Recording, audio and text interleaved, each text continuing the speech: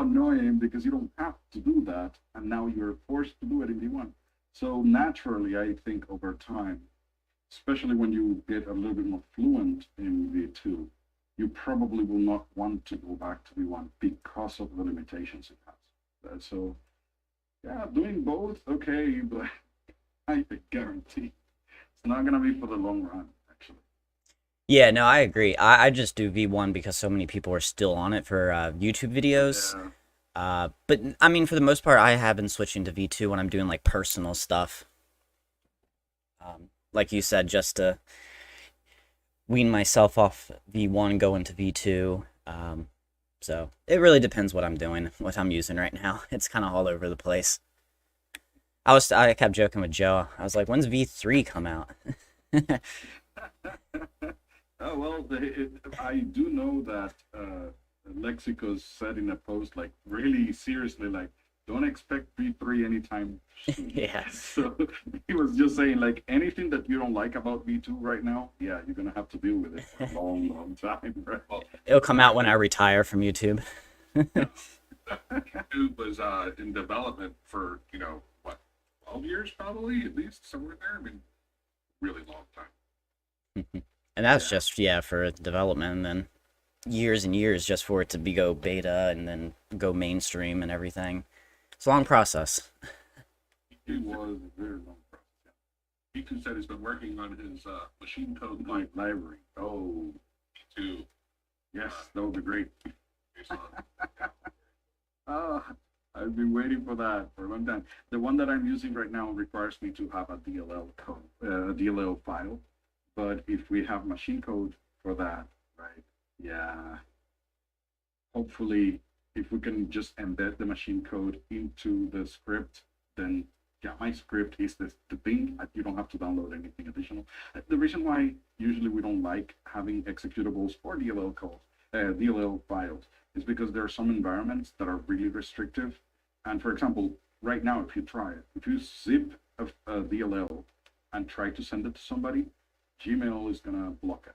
It's gonna say, "Hey, this is dangerous," because DLLs, executables, and stuff like that are treated differently than normal files. So if I have a way to just have source code and just send you that, and it works, I'll be very glad. I really hate DLLs. So, and while, especially while Geek Dude's here, because he's one of the people I would put up on a pedestal about this.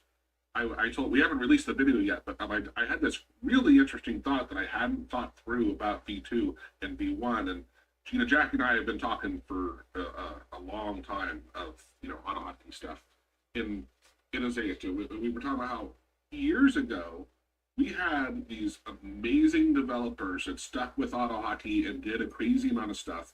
And over the last, I'd say like 5 years, it's really Peter. Like a lot of people come to AutoHotkey and then leave, right? Yes. There's not too many developers that stay forever and keep adding really great stuff. And that was when my big aha of like V2, I think is going to stop that vanishing of people because it's going to be very similar to other languages, and you can do. Right. So V1 was easier to step into, but then when you started doing advanced stuff, it got really hard because of the quirkiness of AutoHotkey. Well, V2 Yes. is a little harder to get into, but you can keep going with it, right? And I really think we're going to start seeing some really great stuff with AutoHotkey, and people stick with the language for longer and everything. So, yeah, that really got me to say, you know what? Okay, That sounds good, right? yeah, Yeah, I do remember there is kind of like a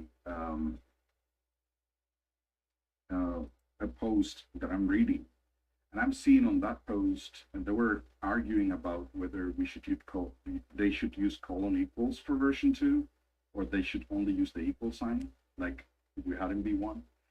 And in that discussion, I saw so many people in there that I was like, holy crap, Mashkinator, Philo, uh, Corrupt was another one. And I saw a lot of people that when I started at a hotkey, I saw these people very frequently, and I actually regard them as really good programmers. Like Laszlo wasn't that for, and from all that list, the only one that I see there is probably Laszlo. I don't see anybody else. Like everybody from that list is no longer either being active on the forums or even using AutoHotkey. I don't know if they're still in AutoHotkey, but I think V2, as you just said, Joe, might be a gateway for other people to kind of like see that it's really good and then stay because of the ease of use, right? But I think it goes down to personal uh, preference. Some people might still like V1, right? Yeah, that's not bad. Well, and of course, you don't have to switch. Right, that's what I'm saying. That's what I'm getting at. Like, yeah, you might not like me too. Yeah, that doesn't mean that you have to use it. Now, Philip wrote in the chat that it's been a while since he's used AutoHotkey, and he's wondering if my, like the intro to AutoHotkey or intermediate AutoHotkey courses, because those are written for V1, are really going to be helpful because V2 is so different. And I would argue they're actually, it's surprising how similar V1 and V2 are overall. Now, they're not backwards compatible, don't get me wrong, but you could definitely learn from the other courses and then adapt to V2. And we have a V1 to V2 course, by the way, but Azace is actually right now working on redoing the intro to AutoHotkey in V2. So Yes. I'd say that might be 2 weeks to 3 weeks out. It's hard because we don't know how busy we're going to be with client work, but um, we've been hashing out what to cover, and he's done some videos. And I would honestly say, if you're not in a hurry, wait. Right? Why learn V1 and then have to? There's a lot of things in V1 that you'll quote unquote learn incorrectly. You know what I mean? Like, why not learn it in V2 and just you're good to go? Yeah. I think focusing on learning V2 from the start is a little bit easier. It's worse when you learn one thing and now have to unlearn it. You know, it is really hard to do that, and especially when once you get into certain habits, like it's really hard to just get out of that habit. So if you learn V2 from the get-go, yeah, it might be a little bit weird because you're not a programmer and you're getting to it. Okay, fine. But as soon as you jump that one hurdle, you're gone. That's gone.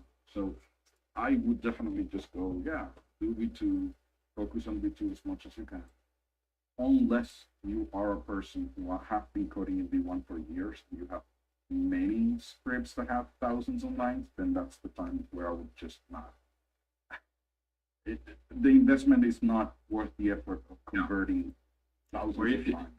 Or if you have to rely on libraries that have not been converted yet, Right. and you don't want Yeah. to do these libraries yourself. Yourself, right? Exactly. That's what I was Okay, gonna with say. The edit library that I'm using for a quick keyboard editor, and I asked G Bali, not sure how to pronounce his name, the guy who made this library, and he has no plan to convert at this time. So I may have to do it eventually. Yeah, we're definitely at a weird like transition period where it's like, regardless if you know V1 or V2 or where you started, it's just such a weird one where it's like, yeah, let's go to V2, but I'm gonna have like way less support than I would with V1 currently. So it's just like a weird transition where, especially for newcomers, it's like, where do I start? And especially because of the libraries, you're not gonna find stuff, and then especially if you're new, you're not gonna probably want to go through and convert all the libraries to work with you or even know how to. When you search, you're not sure what you find. Is it for V1 or V2? When you are Yeah. a beginner, so you could try something that will not work because it's not for the right version, and it's not necessarily always mentioned in the old post that these codes were for V1. Yeah, because we didn't know a V2 was coming out. I Yeah, think, yeah. well, actually, just so you know, this is funny, but the post that I was referring to, it was when Chris, the original creator of AutoHotkey V1, Mallet. yeah, Chris Mallet, when he was thinking about V2, and that was in 2006. So yeah, V2 was, they were planning V2 for a long, long time. The only thing is that nobody was actually agreeing on anything. That's what actually created some kind of split in here. It was a very interesting read. I was looking at that topic and I was like, holy crap, people were really into the equal sign and not the colon equal sign. And still, Lexicus chose the colon equals, and I'm glad he did. I don't like the equal sign. for other reasons actually. So it was very interesting, but to the point is, V2 has been in the cooks for a long, long time. So, um, but the change is not so drastic that you cannot learn Yeah. from V1. All right. In the forums for everybody here, what I would suggest is always use your requires directive in the code that you share.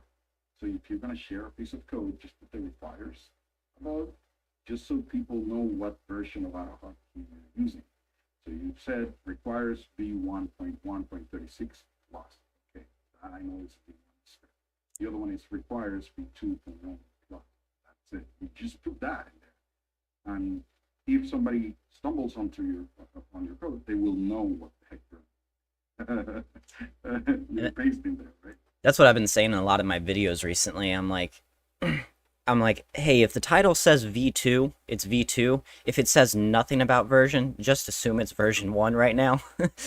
And so I've been going back slowly linking to like how to convert into all my descriptions, but that's a lot of videos to link it to slowly over time. I saw, and you'd have to pay for it, right? TubeBuddy has an extension that will go back and you can add an overlay to your thumbnail. So it actually downloads your thumbnail, throws on the overlay, and then uploads the flattened out version of it, right? Oh, nice. So I'm probably going to put a V1 like on, because I have 1,400 videos, right? And 1,350 at least are V1. But I didn't say that, so I'm gonna do that to update the logo, the thumbnail, because mercy. I would make a note to that what you just mentioned, Tom. The for now, you can just keep saying, hey, assume it's V1, because the forum is structured in a way that V1 scripts are the main category and V2 scripts are in a secondary category. But if you go to the AutoHotkey webpage, at the bottom you get it that they're saying that they're restructuring the forum. So what that means is that probably V2, whenever you enter, you should assume V2 code.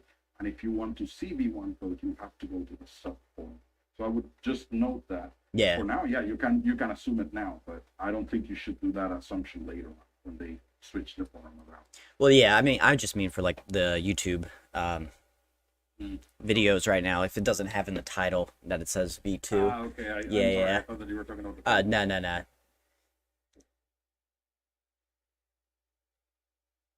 Now, John actually had a question about V2 with the error reporting, right? Not exactly a question, more a finding. So if some people have questions, we can do questions first, but we can take a look at something I just found starting working on converting some of my code. Yeah, I think it's still this. Yeah. It's, I started. I'm just really starting. First thing what I discovered is the number of comma that I have to remove from my code, because there's a lot of comma and reline, because I always use comma after message box, comma, and so there's a lot of little things like that are annoying. And the other one that I found also is that the fact that variables that have not been initialized, there's a warning for that. Maybe there's a way to turn off this warning, because it can be a good practice to know that if the variable is not initialized, it's false, it's empty, it's false, and your code is still okay if you know what's happening there.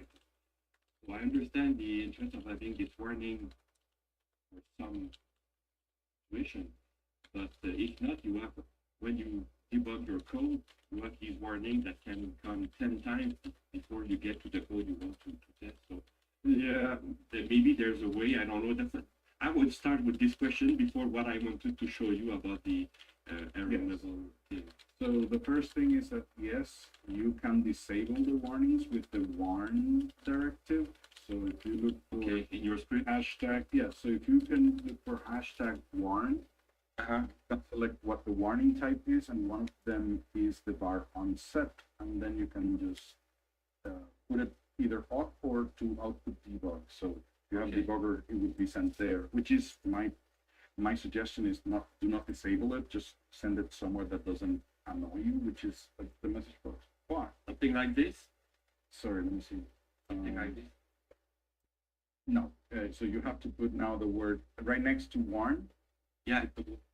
Put the word bar on set altogether. Bar on set. Comma. Yeah. And then you would have to put that one either off or whatever. And let me double check if you have to. Yeah, you don't have to use quotation marks on this. So this is V1. That's not where I want to put it. I want to put it in V2.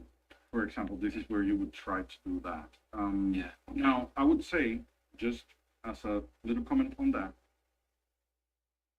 I would definitely think about using the one bar on set if you're converting a V1 script that has many lines, because it's going to be more work going variable by variable and checking which one is empty or not.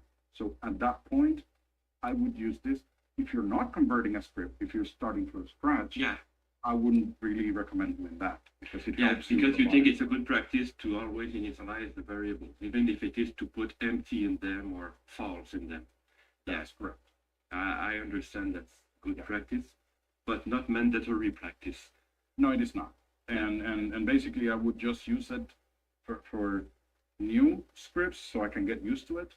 But Mhm. for converting scripts, I would definitely do it. Yeah, I understand. So the thing I found, I started with converting my development tools, debugging tools, and one of these tools is to log some information from the code running by writing to a text file.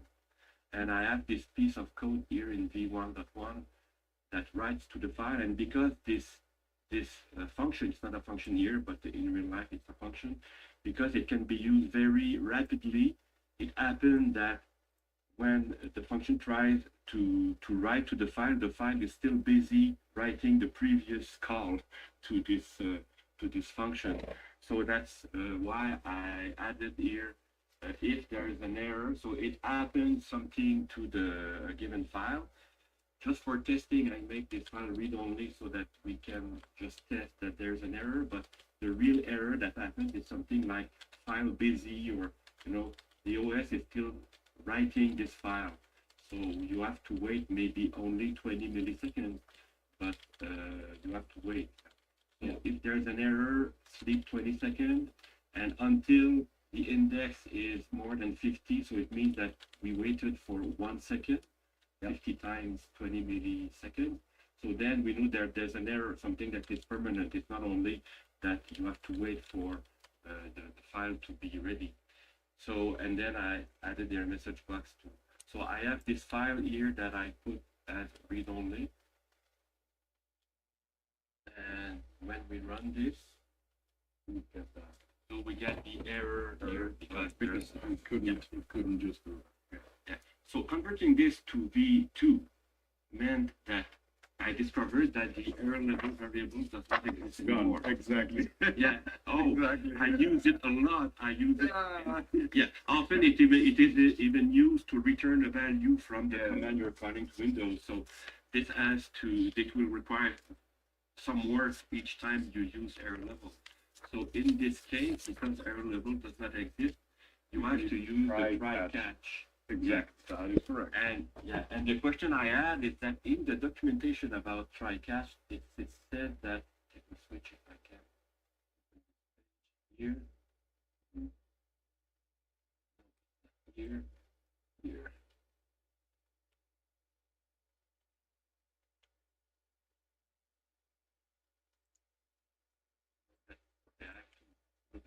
But it says that there is a predefined object error that is called OS error.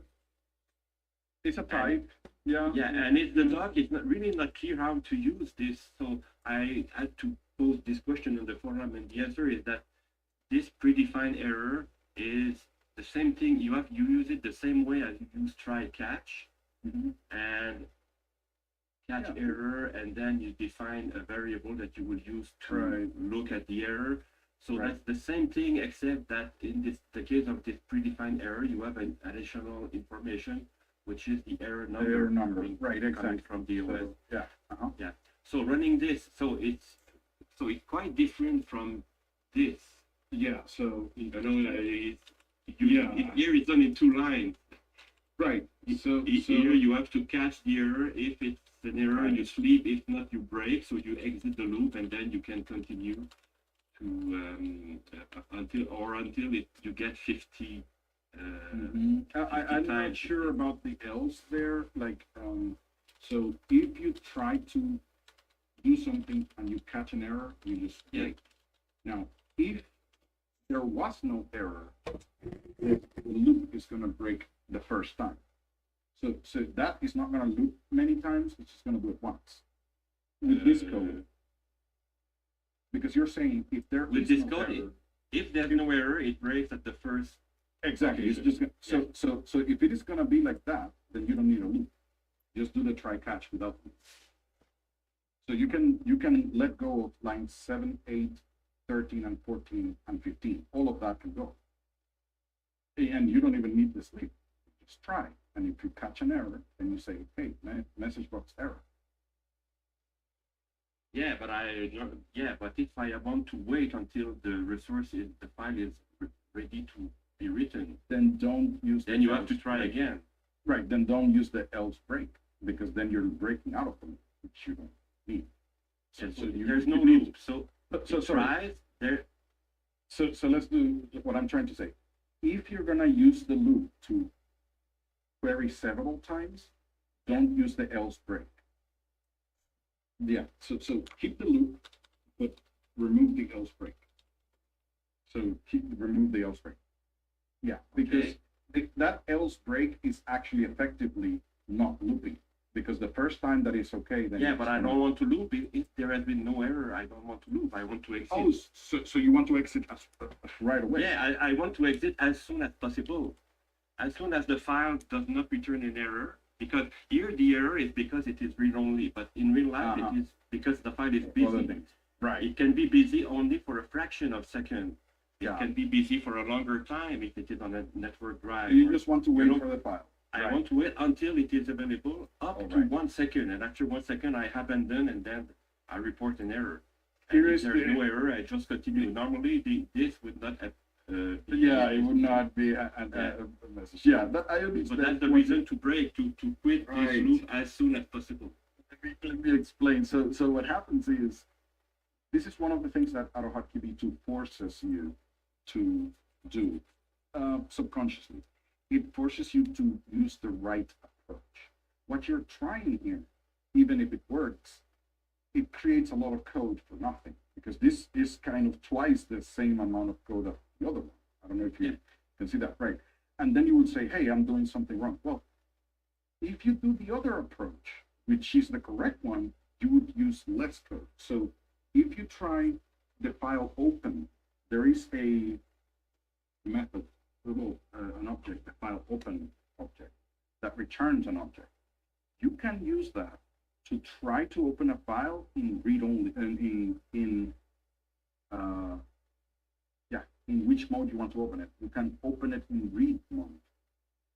But if you want to open it in write mode, it would give you a 0 for the handle. And then you say, while I don't have a handle, wait until I can do something. When that happens, then write the file. So it would be a 2 or 3 line of code instead of what you're trying here. I could show you an example of what I mean. Yeah, that would have to be called each time I write to the file. No, so No, that's the thing. just at the beginning, so there was kind of. Now, even if in this particular instance, you know what I would do? I would open the file and I would lock the file so nobody else can take it, and that way I can always be sure that I have right access to it all the time. Which Yeah, but it is myself who is blocking the file because I'm no, counting if to you're write doing too Yeah. quickly. no, it's the file append that is causing that. But if you use the write, you don't have that issue, or ever. File Okay. Right. So if you open the file object with write mode, the information will only be written if you use the close, if you close the handle, right? So you could write to it and not close the handle, and while it's not closed, it's not going to be busy. It's going to be okay. After you finish, you close the handle, and then it is gonna, um, which I think Joe and I we covered this in a video a while ago. We covered this about why we rather have file open instead of using file append, and especially when we're writing in loops.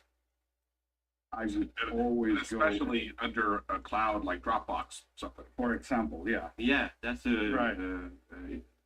the cause for this solution, kind of delay. Yeah. right, the solution for your problem of, oh, the file is busy, even if it is yourself or anybody else, the solution is opening the file with the right flag, which is the W, and then Next next, one here. no, but you see the asterisk, instead of the asterisk would be the file path. Oh, okay. Yeah, And yeah. after the W, if you put the dash, like the negative, sorry, the hyphen, Yeah. that means block. So this is the second flag. Where go up a little bit. Yeah. Sorry. Yeah. You see this the sharing mode flags at the bottom. The second one go there. That. Yeah. If you put the minus in front of any of those letters, it actually blocks it from anybody else writing to it or anybody else reading. If you specify the minus by itself, then it blocks all of them at once. So I usually put W hyphen, and that blocks the file. I open it for writing and block it for everybody else. And automatically, I do not have that issue. So I am 100% sure that anything I do, even if I'm looping, I'm the only one having access. And every time you write, it waits until it finishes writing until writing the next one. So you will not have that issue at all. And correct me if I'm wrong, Jose, this is where you just make sure you have, you do close it, and also on exit have something that would actually close it, right? Right. So my hot string, because I have a hot string for it, my hot string creates the open, the write, and the close right away. It just puts the three of them. And then I just, if I'm going to write in a loop, then I create my loop and just do writing and everything. But I know that the file handle is closed, because if you don't, when you, it would stay open and then you cannot access it any other way. I am not sure if AutoHotkey automatically handles closing all file handles on exit automatically. I'm not sure about that, but I think AutoHotkey has some garbage collection. So it might do that automatically. So if the script exits, it probably closes all the handles to files, but I cannot guarantee that. Good. Right. Yeah, just take a look at that, and if you use that, the code is going to be way short. I guarantee. Good. And the file object is very flexible. Yeah, that's for sure. Thank you. You're welcome. We also, the bare minimum, if you're using file append, that's when I'll use the mod statement to not write it every time. I'll do it like every 10th time or something, which just cuts down That's correct. the design.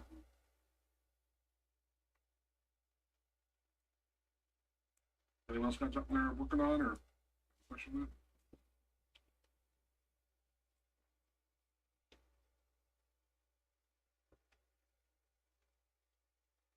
I see he said he's got a lot of hot strings. Yeah, I have so many. That's why I use quick access pop up, because I put them in there, and some of them I So have you can remember them. hotkeys for. But right, there's a lot that I can't just remember. So it gives me a GUI, makes it simple. There's no questions. We must be doing too good of a job.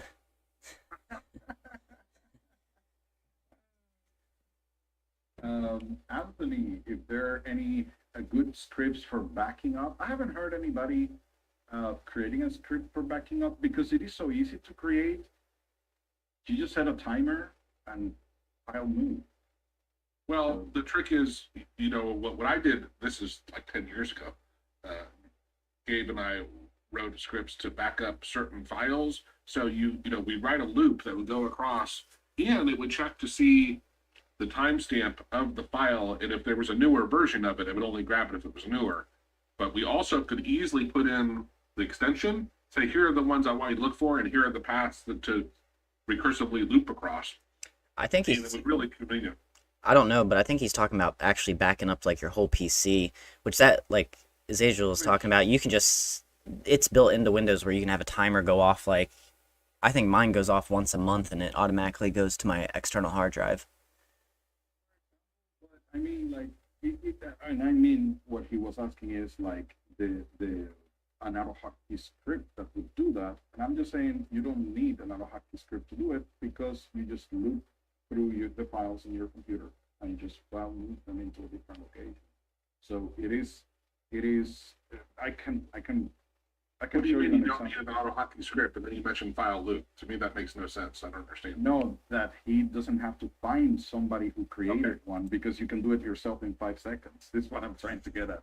Like Right. So, it is not like a very complex, unless you have some requirements. Oh, like you had, like, oh, if the file size is less than this, or if the file time frame is less than that, that might you would have to kind of like get more into it. But if it is just like I know that that folder, I want all the files of that folder in this other location, and I want to do that every 15 minutes, I can write you can do that in like 5 lines of code. It's not really, um, I could even show you the example right now. It's just a timer. You set a timer and then just loop through the files that you want to loop, and that's it.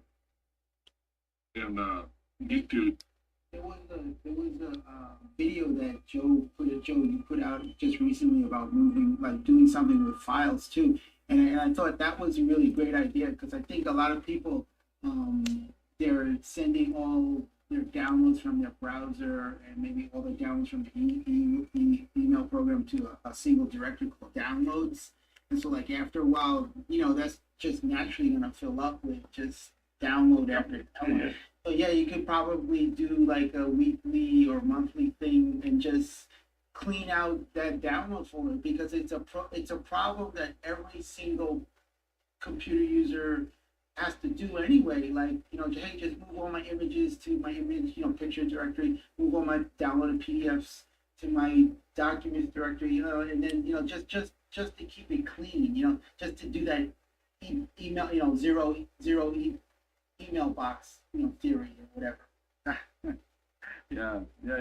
But in general, if it is just that, if it is just about this type of thing, yeah, that is a very simple. I haven't heard about a script that does that, but I think it is because you just set a timer, say either file move, file recycle, if you just want to send them to the trash, and you're good to go. The only thing there is how fast you want that to happen. Every 15 minutes, every 1 hour. That's it.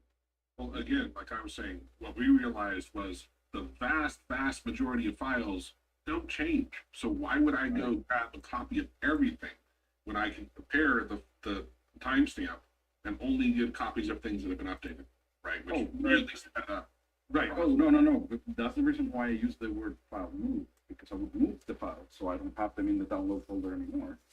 I have it backed up somewhere. But then the next time I check the downloads, then that file is not there because it would be weird to copy everything over and over again. Because it's true, as you say. Just imagine at that point, if I have 500 files, it's going to be fast. But then when I have 5,500, it would be slower. I think you have a point there. Just move or copy the ones that that you care about, like the latest ones or the ones that changed. You know.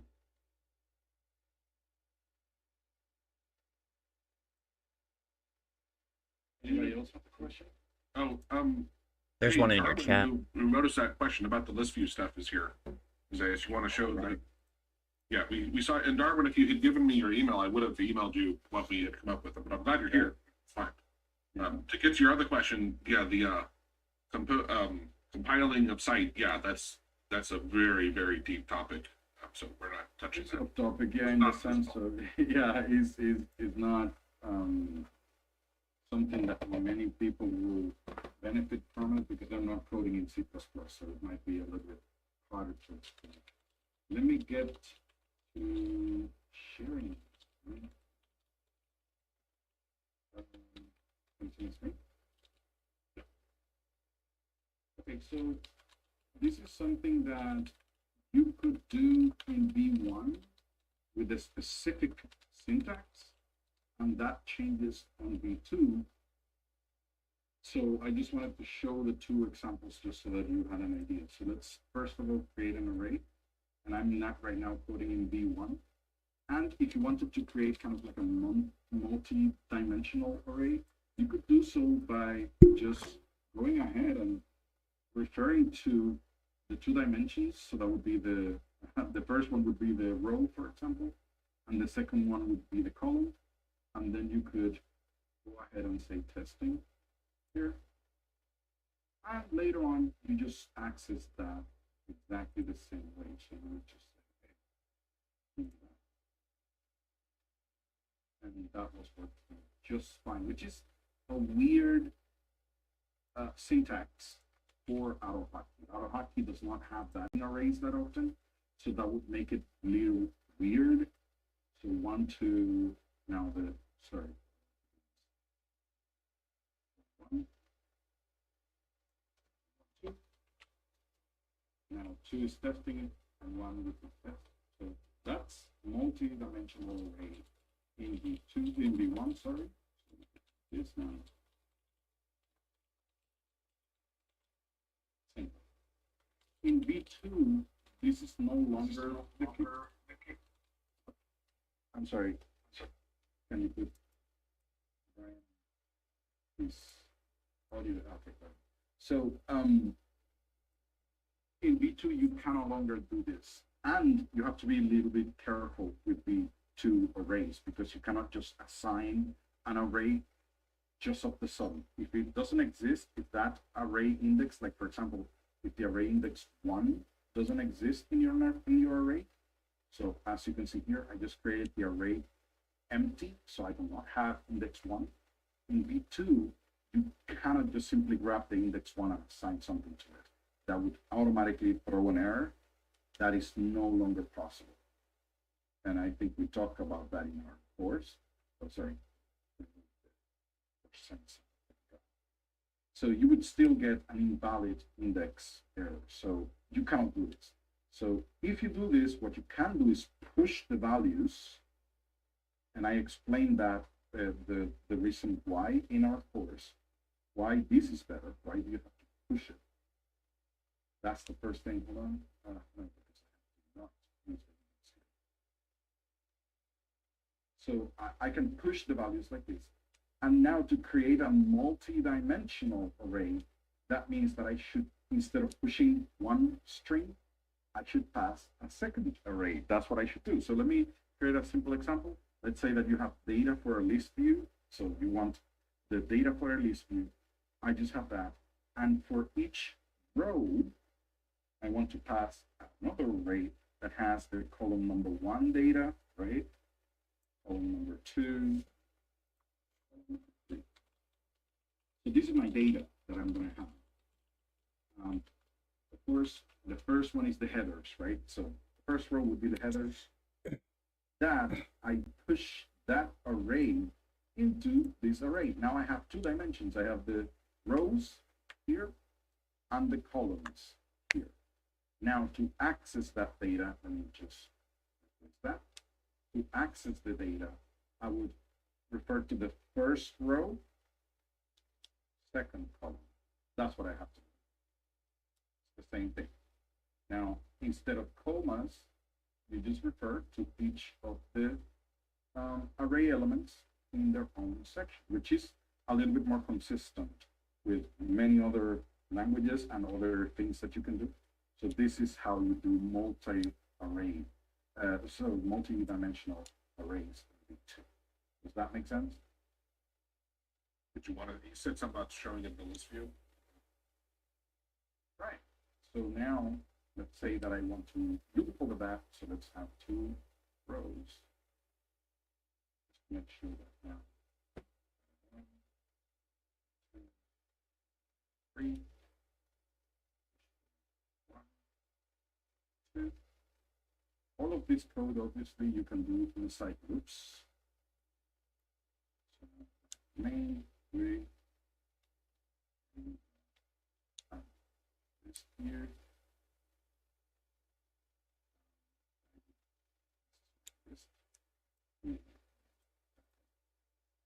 As I was telling Isaias, I've been using objects for quite a while, objects and arrays, and using them just for storage alone, like without even knowing all the other stuff, just using them for storing your data and structuring your data is huge benefit, right? It really helps you organize your variables and your data, and it's really, really helpful. ID. Now let's do this. Let's just use these as my headers.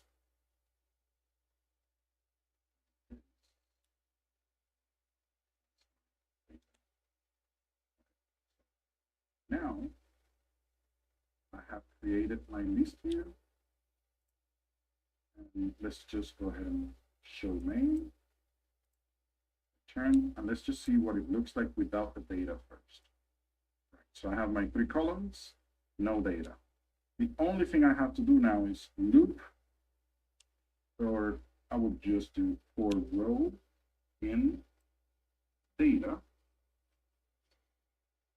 My list view object. So when I create a control, this returns my control here, which is perfect because now I can name it whatever I want. I do not have to use the list view functions that we used before.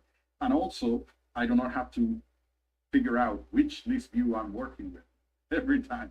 Now I just use that object and now I just do whatever I want here. I can add it. I don't think I need options right now, but now I need my data. Now I'm going to do something interesting here. Row right now is going to be an array.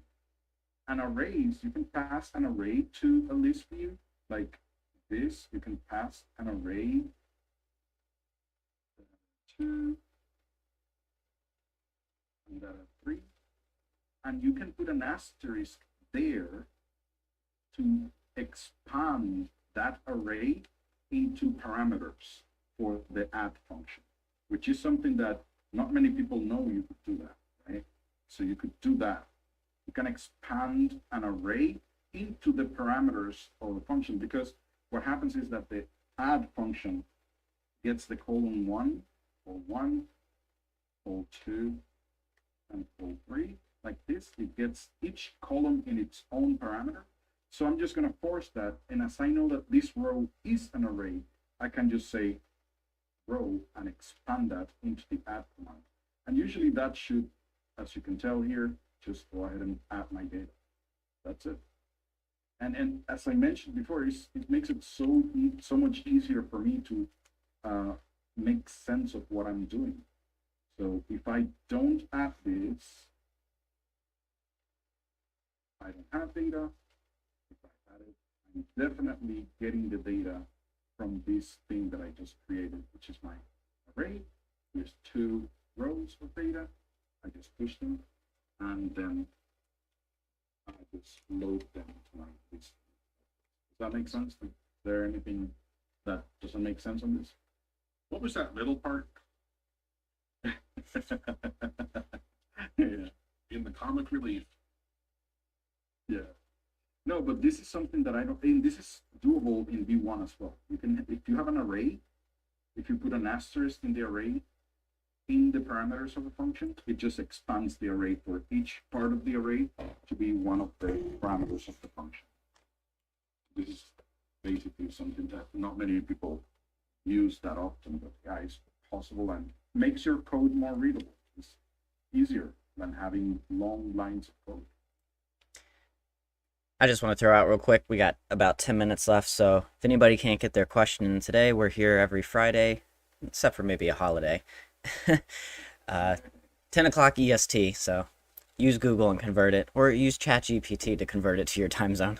That's right, actually. I wouldn't have thought about using ChatGPT for that.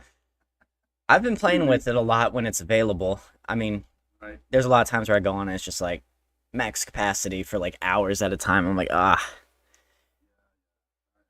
I know. Man, really good luck last week. I haven't had any problems with him. Yeah, last night it was like 2 hours before I was able to get in because I wanted to test some stuff. I don't know why I never thought to do this, Joe. I meant to send you a screenshot. So I asked it, I was like, tell me about some auto hotkey YouTube channels. So it mentioned you and me. Yeah, I thought that was cool. So yeah, and it gave a description. Like I was gonna send you a link or a screenshot of your channel, and it's I mean it was spot on. It's like Joe has years of experience. His videos are easy, very well built. Like I was like, wow, this thing is giving us good compliments here. But then the funny thing though is it gave me 5 channel names, and I didn't recognize any but mine and Joe's.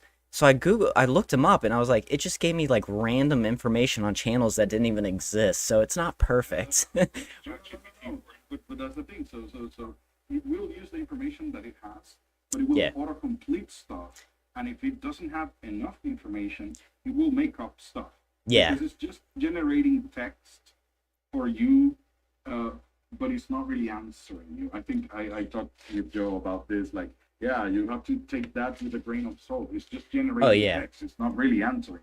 No, I think our channels are awesome. I don't know what you're talking about. It's yeah.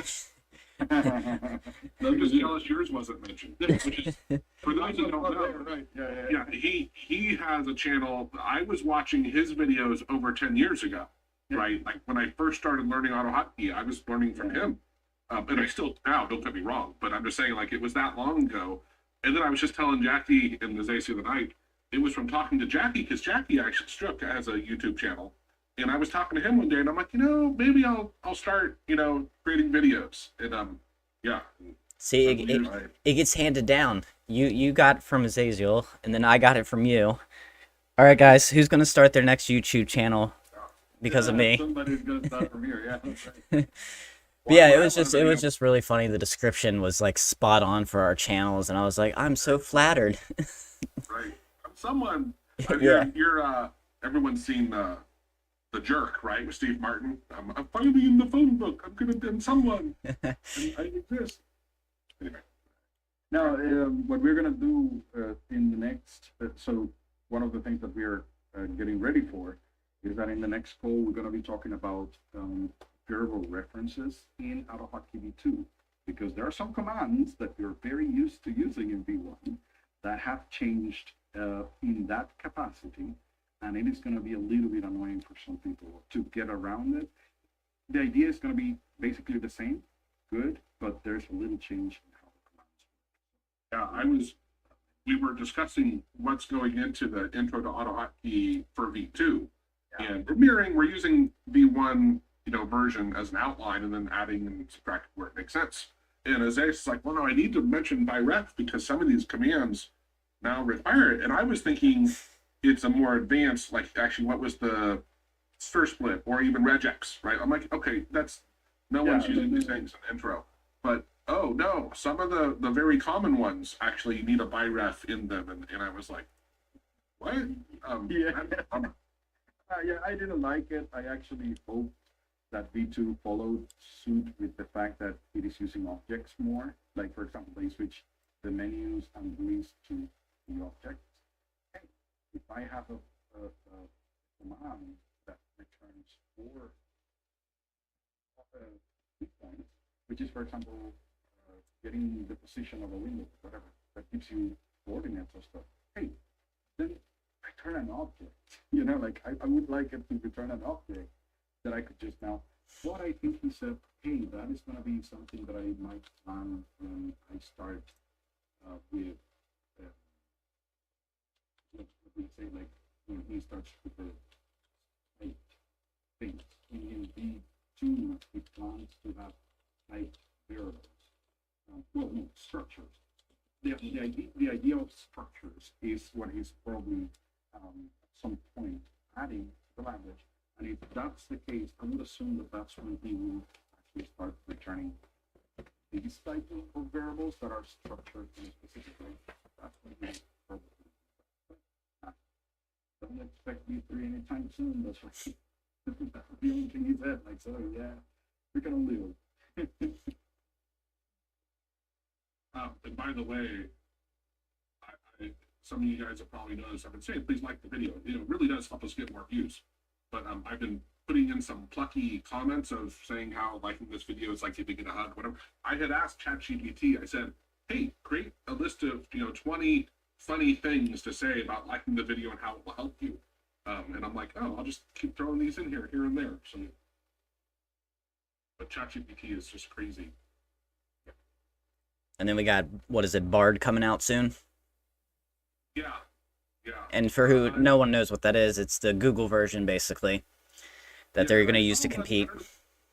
Yeah, I don't know if you saw the video on Claude, and there's another. It's a female name also. It's by someone still, another one of these AIs.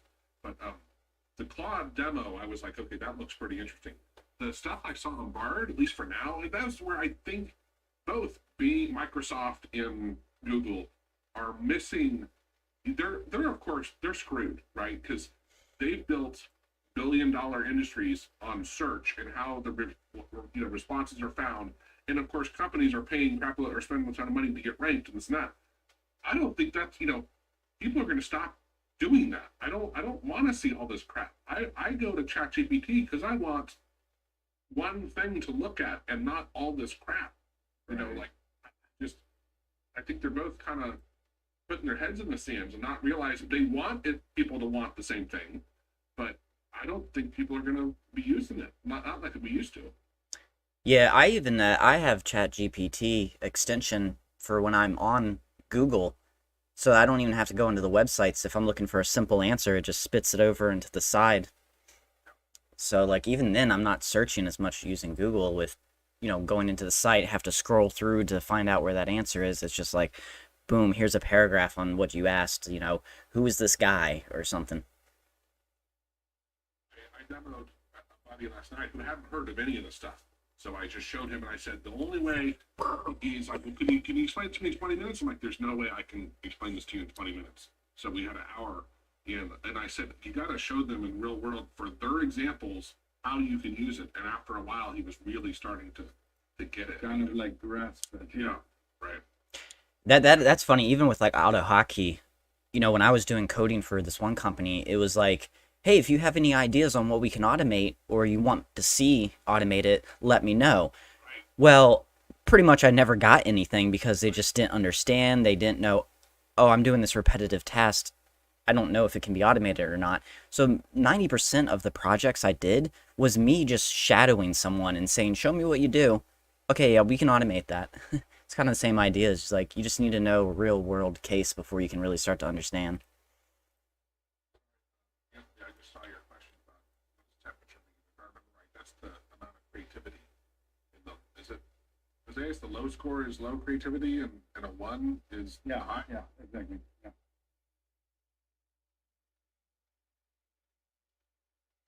Yeah, let me answer just 1 second here. We're having kind of like a little chat here on the about the bar rep and so on, and I want to address this point for Irfan. No, it's not the same as the bar rep. Why don't you show one example? Right. Where we have a lesson plan for the hero group, but we can share one example here.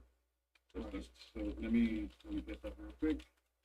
And it's funny because the thing which I was telling Isaiah is in our course, don't explain it as a by reference because that's just going to Right. That's just going to make a big mess. And here's the problem: if you're using the run command, you have to specify the target that you want to run, the working directory, the options.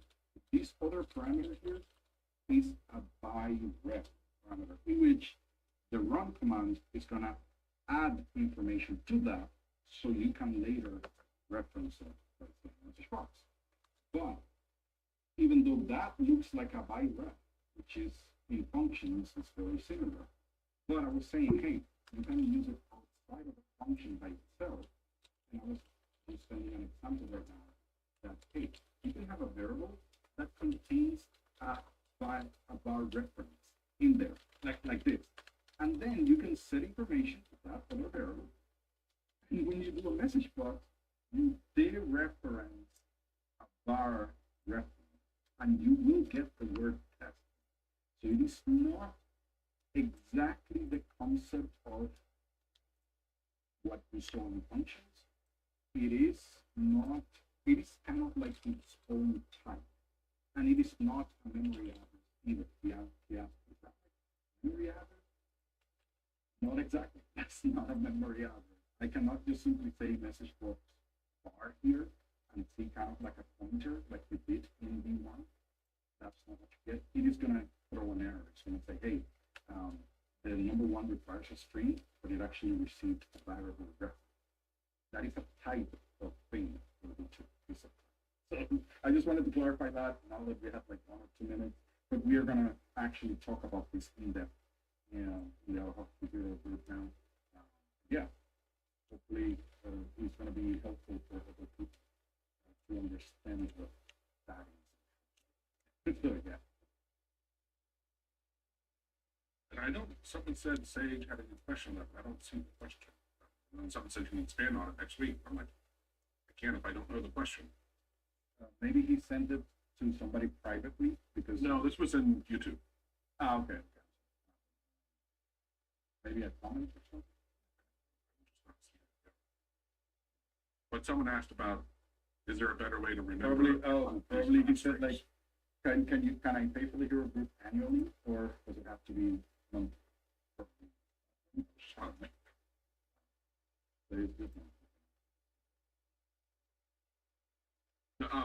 Also, I would say is having, you know, like for hot strings, I have patterns. Like for people's email addresses, I'll use their initials.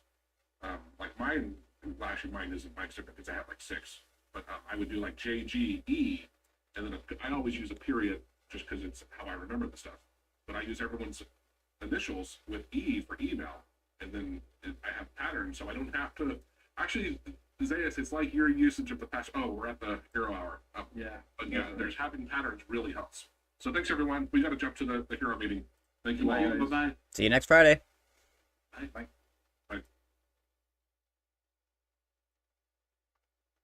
And for anybody who's still watching my channel or sees this later, we're here every Friday, 10 o'clock EST.